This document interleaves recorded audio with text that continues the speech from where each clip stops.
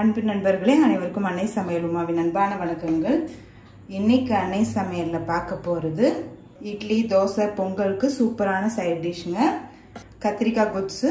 கத்திரிக்காய் பிடிக்காதவங்க கூட இந்த கத்திரிக்காய் கொட்ஸ் விரும்பி சாப்பிடுவாங்க. வாங்க கத்திரிக்காய் கொட்ஸ் எப்படி செய்யறதுன்னு பார்க்கலாம். கடாயில கொஞ்சமா எண்ணெய், 2 டீஸ்பூன் கடலைப்பருப்பு, 1 டேபிள் ஸ்பூன் தனியா,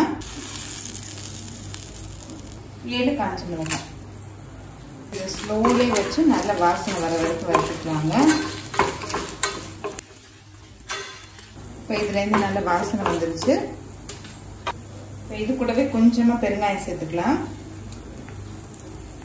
இது கொஞ்சம் நேரம் ஆறின பிறகு மிக்சியில் அரைச்சிக்கலாம். கடாயில் தேவையான அளவு எண்ணெய். இப்போ இதில் 150 கிராம் கத்திரிக்காய் சேர்த்துக்கலாங்க.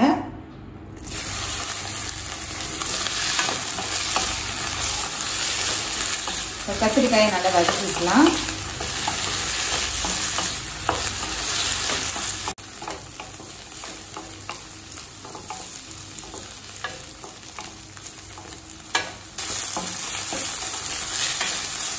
பாருங்க, கத்திரிக்காய் எண்ணெயிலே நல்லா வதங்கிடுச்சு.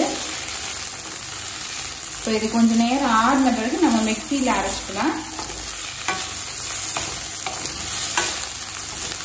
அப்படி இல்லைன்னா மேஷரால நல்லா மசிச்சு விட்டுக்கோங்க. கடாயில் தேவையான அளவு எண்ணெய், 1 டீஸ்பூன் கடுகு, 1/4 டீஸ்பூன் உளுந்து, கொஞ்சம் கடலைப்பருப்பு, கொஞ்சம் கருவேப்பிலை,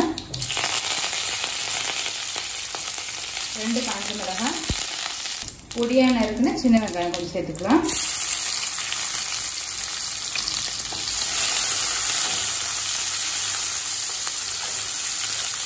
சின்ன நெல்லிக்காய் அளவு புளியை 1 கப் தண்ணியில் கரைச்சி சேர்த்துக்கலாம்.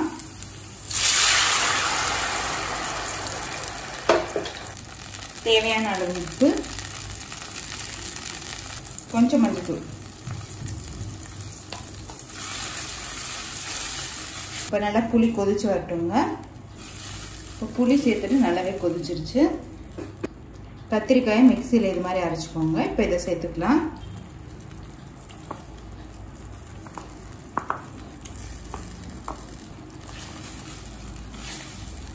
இதை நல்லா மிக்ஸ் பண்ணிக்கலாங்க. கட்டி இல்லாமல் நல்லா கரைச்சி விட்டுருங்க.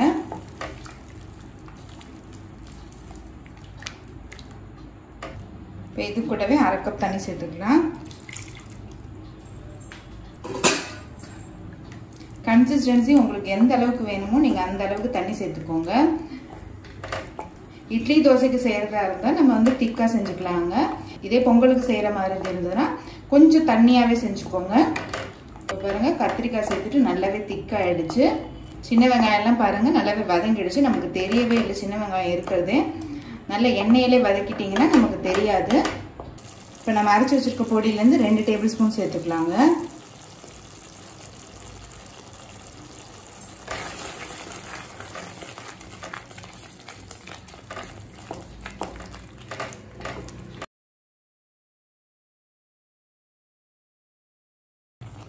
நல்லா எண்ணெய் பிரிஞ்சு வர்ற வரைக்கும் வெயிட் பண்ணலாங்க.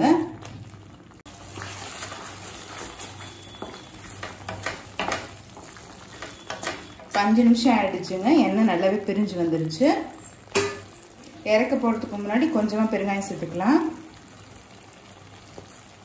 கொஞ்சம் வெல்லம். வெல்லம் டேஸ்ட் உங்களுக்கு பிடிச்சிருந்தா சேர்த்துக்கோங்க.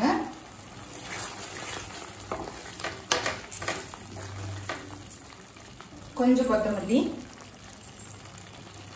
இப்போ கத்திரிக்காய் கொட்ஸ் ரெடி ஆயிடுச்சுங்க. நம்ம சர்வ் பண்ணிடலாம். சுவையான கத்திரிக்காய் கொட்ஸ் ரெடி ஆயிடுச்சு. ரெசிபியை ட்ரை பண்ணி பாருங்க, கண்டிப்பாக உங்களுக்கு பிடிக்கும். ரெசிபி பிடிச்சிருந்ததுன்னா வீடியோவை லைக் பண்ணுங்க, கமெண்ட் பண்ணுங்க, ஷேர் பண்ணுங்க. இதுவரைக்கும் அன்னை சமையல் சேனலை சப்ஸ்கிரைப் பண்ணாதவங்க சப்ஸ்கிரைப் பண்ணுங்க. தேங்க்யூ.